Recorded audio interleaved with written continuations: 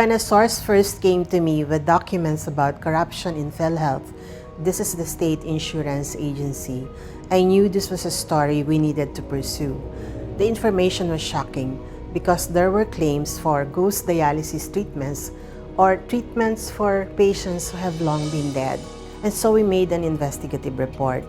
We decided to make a series, and we were able to come up with 24 stories in all in the span of a month. In July of 2019, in his State of the Nation address, the President singled out the Philhealth scam as an example of systemic corruption that he wanted to weed out.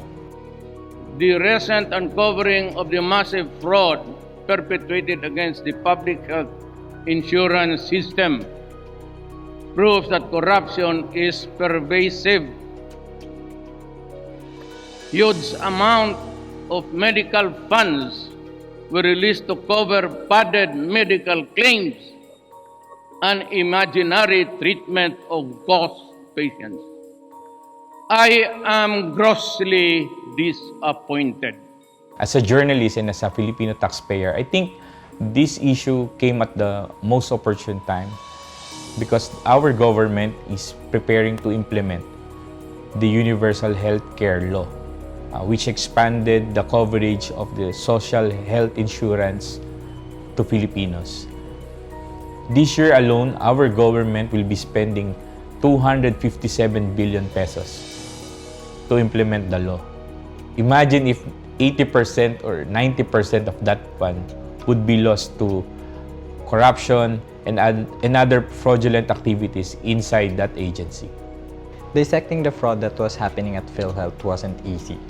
The schemes were wide-ranging, from the upcasing of diseases which allowed hospitals to claim more payments from Philhealth to the issuance of fake receipts that were given to our migrant workers. The main concern actually of the whistleblowers when we were talking to them was that for all these shenanigans in Philhealth to stop once and for all, because this have been going on for so many years already, and they're so concerned that the people who are involved in these irregularities have entrenched themselves so deeply into the system that there will no longer be any way for this syndicate, so to speak, to be shattered and destroyed.